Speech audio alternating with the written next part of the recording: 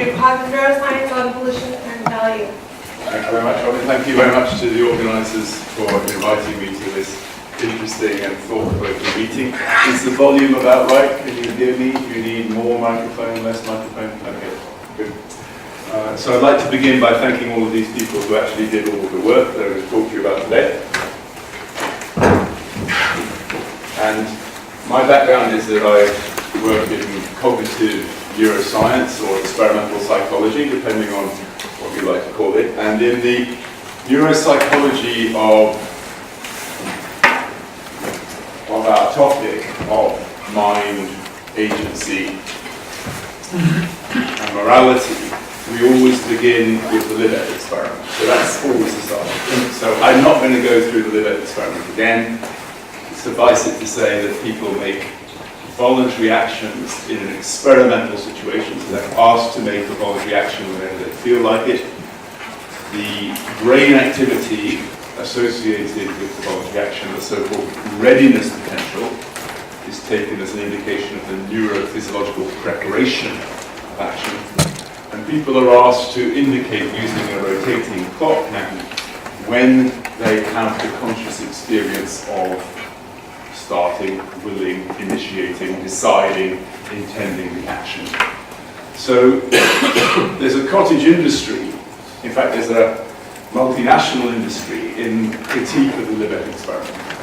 What can we actually learn about our own actions and our own agency by this kind of experimental research?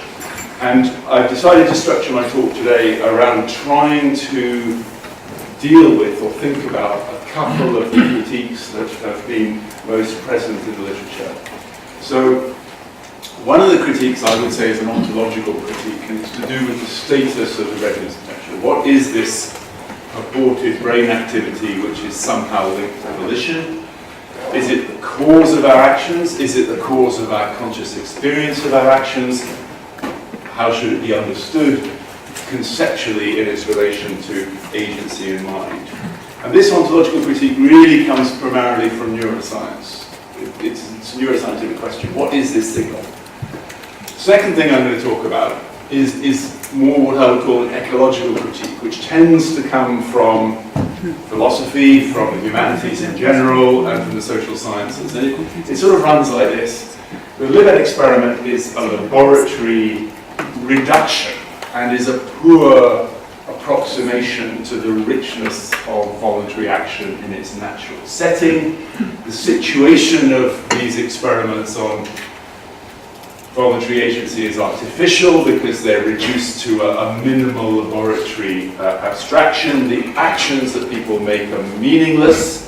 Libet's instruction was something like press the button or make an action whenever you feel like it. To which one might say, well, you know, why? I don't feel like it, I don't feel like pressing the button. And really, the point is that to be relevant to morality, to actually tell us anything about ourselves and our moral mind, the action process, the process that makes us act, and the experience of acting must be richer. And the word reasons responsive has sort of haunted me when I've talked about voluntary action for the last 10 years or so, and I came to the conclusion that most of what has been done in this literature is not reasons responsive, and is there anything we can do about it? So, in philosophy, the concept is that we make actions for a reason, and getting reasons into laboratory experiments has been possible, but only if you throw volition out the window. So how can you have reasons and volition? So I'm going to, in the next 30 minutes, I'm going to talk about whether voluntary actions are caused by specific brain signals or by random neural noise. So that's part of the ontological critique of volition, or experimental work on volition. And I'm then going to talk about, well, I think it will move from grey to yellow. I'm then going to talk about sense of agency in reward-based decision-making. So let's first of all deal with the ontological critique. And there's always been this interesting relation between, quote, free will, unquote, and randomness. There's always been this fascination with the idea that our voluntary actions have a random, spontaneous or non-deterministic component. And one perhaps more successful scientific journey in that direction comes from this brilliant paper by Aaron Scherger in 2014. So Scherger basically suggested that the whole concept of the readiness potential, this gradual ramp-like build-up of EEG activity, which is recorded over the frontal motor areas prior to voluntary actions, but not prior to reactions to external stimuli. That's what the readiness potential is defined as. He suggested that the readiness potential is just average noise. The readiness potential looks like a brain signal which is somehow causally involved in our voluntary actions, but according to Scherger, it is not. It's a snare and a delusion. And Scherger proposed a model in which the way that we make voluntary actions is this. If we're asked to do something like press a button whenever we feel like it, or make a voluntary action in a way which is in some sense up to us, there's a context which makes action more likely. And Scherger conceptualized that as moving some brain activation closer to a threshold which might generate an action. So there are contextual factors which make me more likely to act or less likely to act in any given situation. After that sort of general drift, step upwards in brain activity due to the context, the actual moment at which I act, the when decision, which underlies the Libet, is the free part of the Libet experiment. It's up to you when you act. That, according to Scherger, is simply random.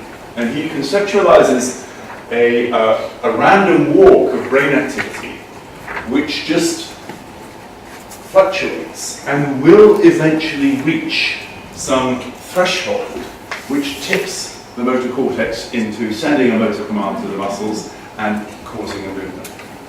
But the actual detail of why I act at that particular moment rather than another is simply due to this random fluctuation. It's not particularly caused or determined by me or anything else. And what Scherger noticed is that if actions are triggered by a random process which reaches an activation threshold, and if you look at the moment where the brain activity crosses a threshold, and then you look backwards to see what happened before, you will inevitably find that on average you approach the threshold by something which looks remarkably like a readiness potential. Because although what causes the action is simply random noise reaching a threshold, there's only one way to approach the threshold, upwards.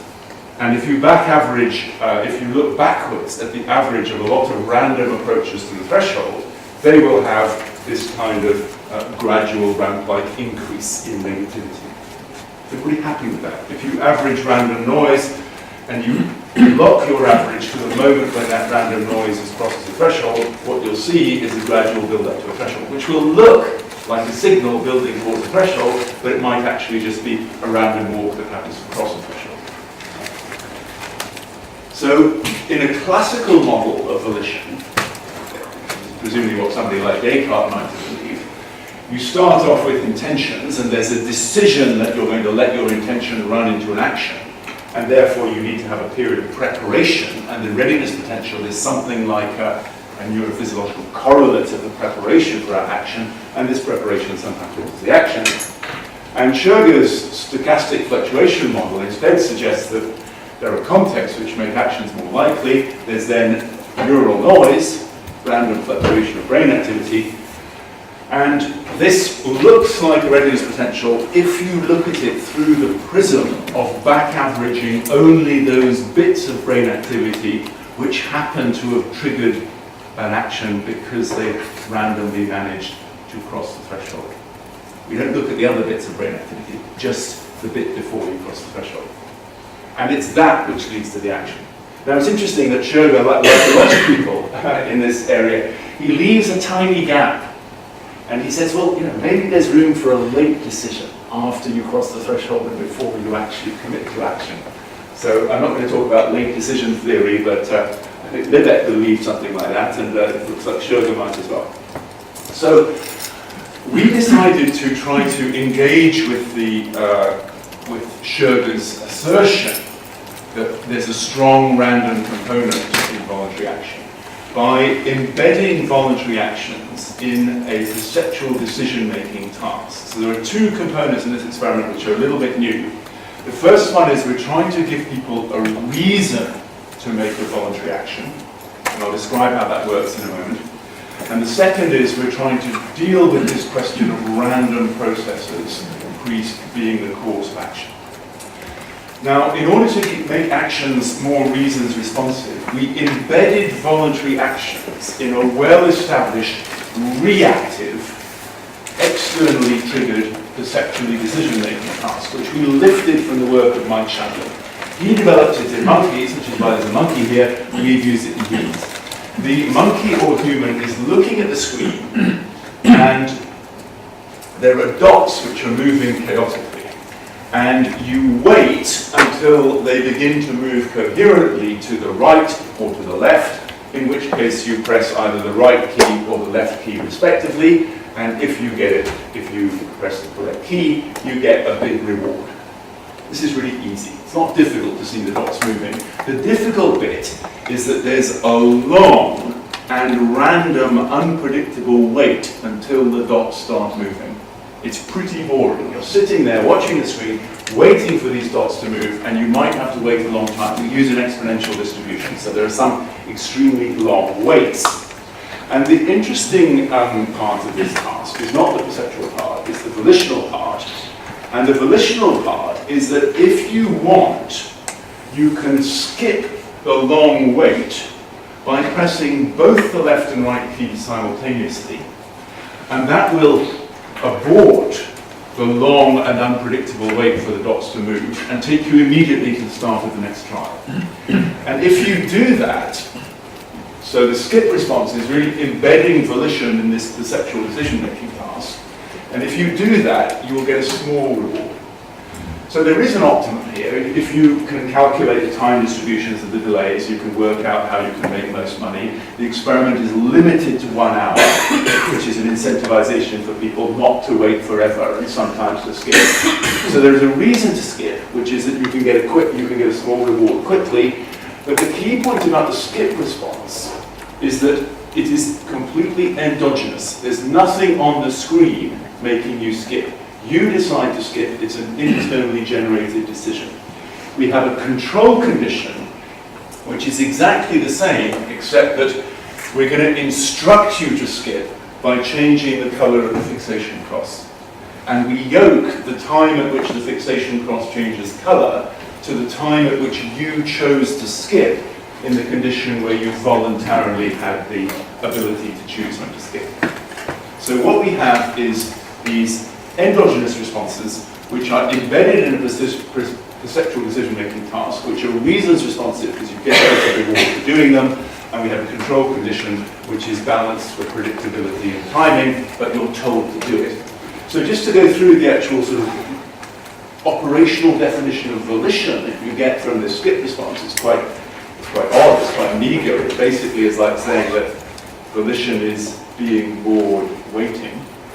So volition and boredom are probably more strongly related than we like to think. But the key point is that the volitional actions have no external triggering stimulus. They're not responses, they're endogenous. They're reasons responsive to the time distribution of the task landscape. And it is a question of press when you feel like it. So it does capture this sort of do-it-for-yourself aspect of the Libet experiment. But critically, we never give any explicit instruction that you have to make voluntary actions. And we never ask you to say anything about the subjective experience of doing so. There's no subjective part in this particular experiment. So this is an interesting, I think, new operational definition of volition. Now, when we do that, we can measure the brain activity. We can place electrodes over the scalp, and we can measure the brain activity over the frontal motor cortex. And what you can see at the top here is pretty much a classic readiness potential. There are a few details to do with the baseline correction. I'm not going to go into technicalities now. In red, you can see the self-initiated skip, the average of the brain activity of the self-initiated skip conditions, and importantly, 0 is the moment at which the buttons, because the skip response is bimanual, buttons actually go down. And you can see there's a gradual ramp-like increase in EEG activity prior to these self-initiated skip responses. That is, on the classical view, a readiness potential. It's the brain getting readier and readier and readier. Shall I skip? Shall I skip? Yes. If you look at the blue line in the top panel, that's exactly the same brain activity, but now it's from the condition where the fixation cross changed color, which told you to skip. So 0, once again, is the moment at which you press the button, and you can see a tiny deflection just before you press the button, which is probably the brain's response to the change in the color of the fixation cross. Basically, what you don't see in the blue line is any of this gradual ramp-like increase in activity. It's basically flat. The brain is, on average, doing nothing prior to the instructed externally treated skips. So that's just fine. What we did was not really consider the readiness potential, but consider the standard deviation of the readiness potential. The readiness potential is a tiny signal, and it's normally averaged across many, many trials, typically 40 or 30 so. And we asked the question, how consistent is the brain activity prior to a voluntary action? The more consistent brain activity is prior to a voluntary action, the more we might believe something like the classical model, that there is a particular cognitive process called volition, or which we can call volition, in the brain, which works pretty much the same way prior to every voluntary action, and is just a cognitive process like anything else, implemented by the neurons in the frontal cortex. The less we see regularity and consistency in brain activity prior to a voluntary action, the more we would be likely to say voluntary actions are just random events, they just happen. So if you calculate the standard deviation across the 40 or so trials of the EEG in each participant, plotted again as a function of time, with 0 being the moment at which the person makes the bilateral skip responses, what you see is you see this V-like shape with a clear convergence. And this is purely artifactual because we align all of the tracers at the time of the action, and we also baseline correct so that the value of the EEG is set to be 0 at the time of the action. Those are technical details. The reason why you will get artifactual convergence as you approach a locking point is just to do with processes in general. If you fire a gun 20 times and you look at the variability of the trajectory of the bullet, it will be low as the bullet leaves the barrel of the gun, and the farther along the travel of the bullet you go, the more you'll find those 20 shots spread out. So any process tends to be consistent at the point of alignment and inconsistent as you get further away from it. And we baseline correct EEG because the voltage of the person drifts gradually up and down, so we will set it to 0 at the time of the action. So don't worry about the overall V shape. Do worry about the fact that the red line shows a more pronounced drop in standard deviation as you approach an action than the blue line. The red line is the voluntary actions where the person decides to themselves, right now I'm going to skip, I'm bored waiting, and they press. The blue line is where they're told by a fixation cross change, now's the time to press the button. And what you can see is that over a pretty long period of around 1.5 seconds prior to the moment of voluntary action, there is an additional excess convergence of brain activity in the case of a voluntary action, which is absent in the control condition where you're not planning to make a voluntary action. There's something about planning to make a voluntary action which is making the brain sort of home in on one particular neurocognitive process.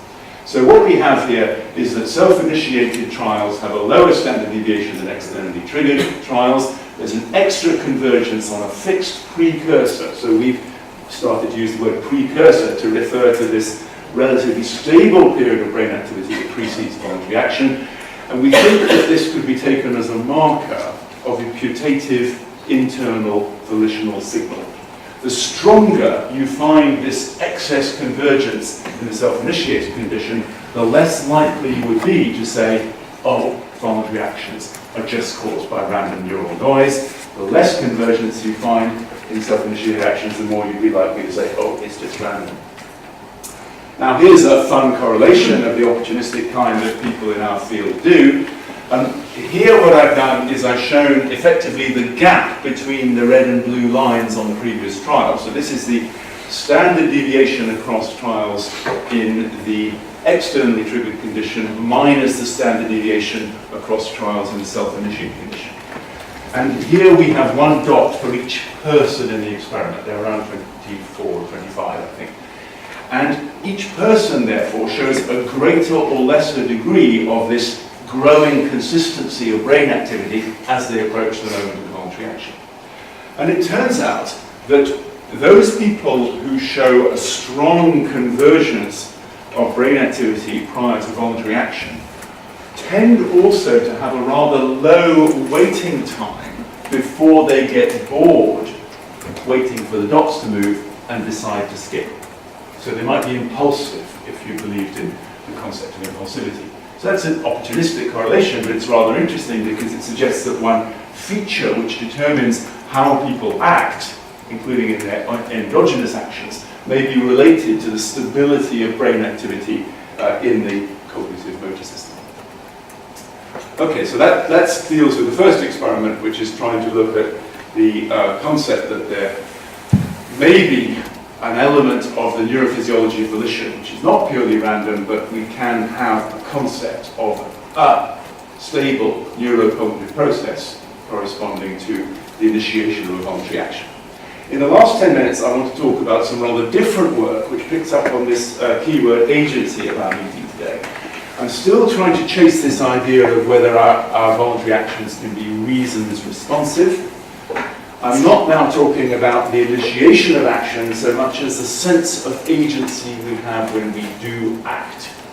So one way to think about the subjective counterparts of our voluntary actions is to imagine that we have an intention, we want to do something, and somehow this is connected to the fact that we actually do it. So in voluntary action, the movement component is important.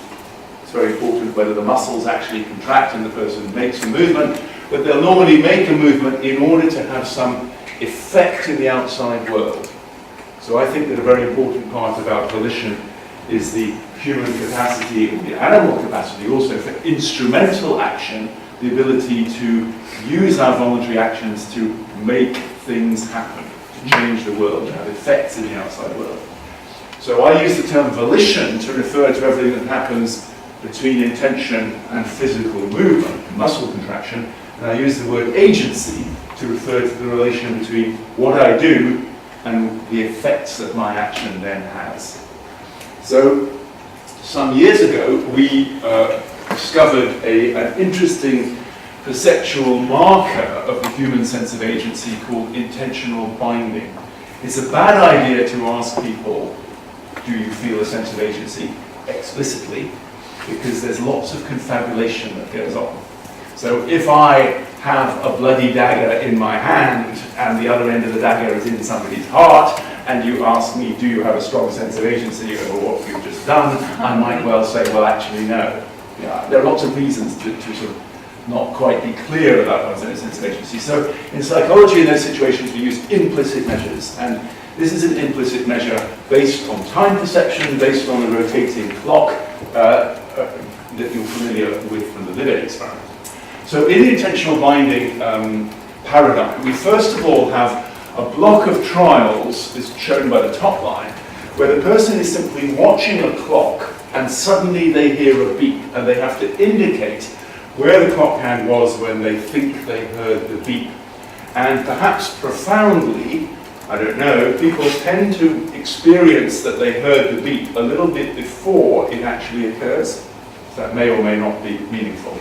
What is meaningful is if you have another block of trials where you say to the person, anytime you feel like it, make a voluntary action by pressing this button.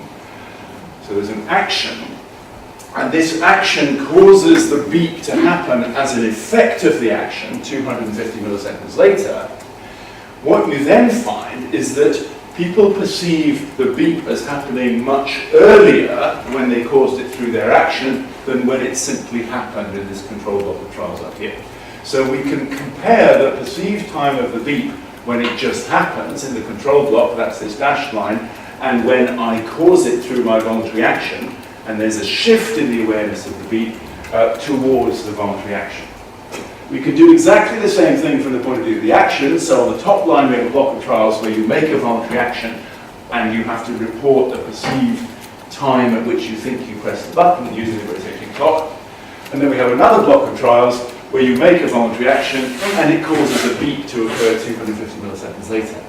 And then what you get is a shift in the perceived time of the action towards the beep. So just putting all of that together, what the intentional binding effect is that in reality you have an action and an outcome, a beep, a consequence. In effect, 250 milliseconds later, you get an estimate of when each of those events occur in isolation, and you show that in voluntary action, those two events are perceptually attracted towards each other, which implies that people perceive the interval between them as shorter than it really is. We don't measure this interval directly, we just measure the events that bound it. Now, that's fair enough, that's an interesting sort of illusion of time perception, there are loads of those. The interesting point is that if you use transcranial magnetic stimulation to make people move involuntarily by passing a magnetic field through the skull and depolarizing the neurons in the motor cortex, you can make people twitch. You can sort of go like this, and it's completely non-intentional. It's an interesting experience. It feels like you moved me rather than I moved. This is the control condition shown down here. You get no perceptual attraction between an involuntary TMS-induced twitch and the subsequent beep. If anything, you get a perceptual repulsion, as if the brain is trying to say, oh, you know, don't be fooled, that it's not you making that beep, it's that funny guy with the electromagnet that he's holding over your head.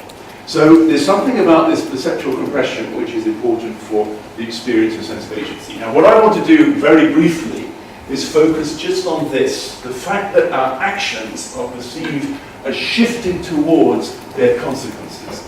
And I want to see if we can use that to understand whether this human sense of agency is reasons responsive. Reasons responsive. So we're only studying action binding, and we're putting it into a reasons responsive task, which is twice as interesting as the standard intentional binding task, because instead of just pressing this key all the time, you've now got a choice of pressing this key or that key. So the person chooses for themselves whether to press a left button or a right button. And there's a mapping between the button that they press and the frequency, the pitch of the tone that occurs 250 milliseconds later. And the high-pitched tone means money. So what you can see, I think I'm going to have to resort to using a mouse in the absence of a pointer. So first of all, we're going to change it.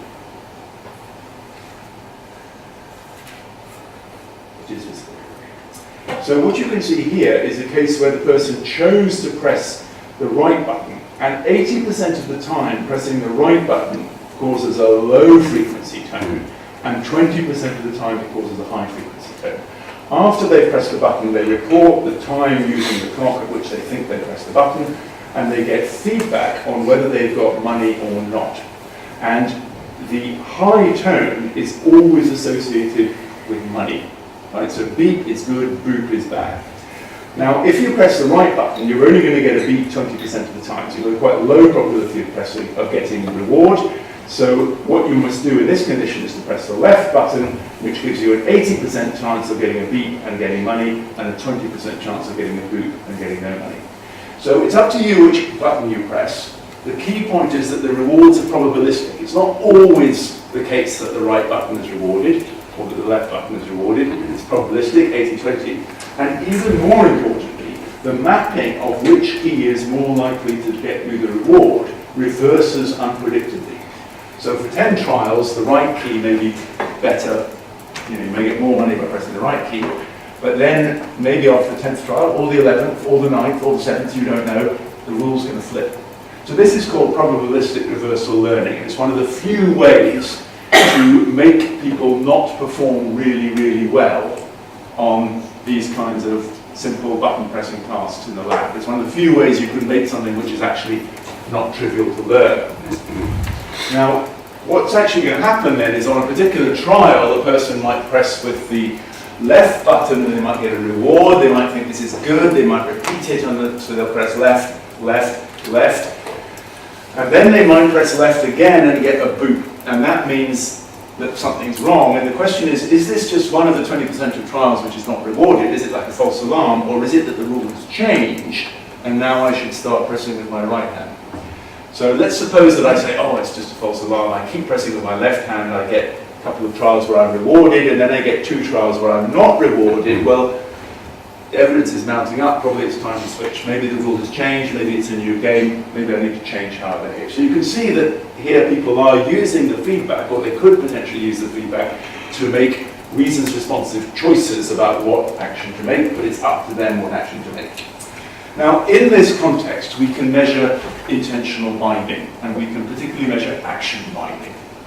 So what I've shown here is the perceived time of the beep or boop on a particular trial. So you can see that there's a shift in the perceived time of the tone back towards the action that caused it. And interestingly, this shift is significantly stronger when your actions produce a negative outcome, a boop when you make an error, than when you press the button and you get a positive outcome, you make a beep. So there seems to be a stronger experience of agency when you get it wrong than when you get it right. That's paradoxical.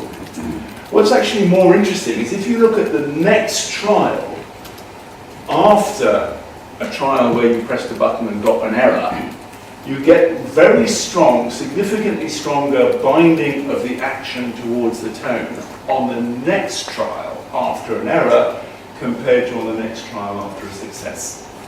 So, errors increase action binding on the next trial. We call this a post-error agency boost. So just rapidly rattling through, we replicated that in another experiment. This is exactly the same design, but again, just a new set of people, and we can find that on the trial after a negative outcome, there's strong action binding towards the tone. On the trial after a positive outcome, there isn't. So what matters is what happened on the trial before. It doesn't matter what happens on this trial, it happens on the trial before. And here at the bottom panel, is now a condition where the mapping between what key you press and whether you get a beep or a boop is completely random. So you can't learn. You press the right button, you press the left button, you might be rewarded, you might be not rewarded. There's no possibility of learning, and you can see that this effect completely goes away. So there's a post-error boost in sense of agency, but only when you can learn through your errors to increase your control over the world to get more rewards. We can fit this with a reinforcement learning model, which I don't have time to go into, and it produces another rather interesting opportunistic correlation, which is that if you classify people according to whether they tend to learn more after an error or after a reward, right? Because you can learn from either a beep or a boop about what to do next, and you can quantify the extent to which people learn from negative feedback or from positive feedback. It turns out that people who learn more from negative feedback, people who show a strong normalized learning rate asymmetry, as it's called, tend to show stronger post-error boosts in action binding. So there's something about each of us which indicates perhaps our susceptibility to learn from errors, which also gives us an increased sense of agency on the next trial. So I think about this as some sort of brain process related to if at first you don't succeed, try and try and try again. Right, so just to conclude, what I've tried to do is to engage with this idea of what are voluntary actions and are they reasons responsive. We can attempt a new operational definition of volition and readiness potentials, which is both internally generated and reasons responsive.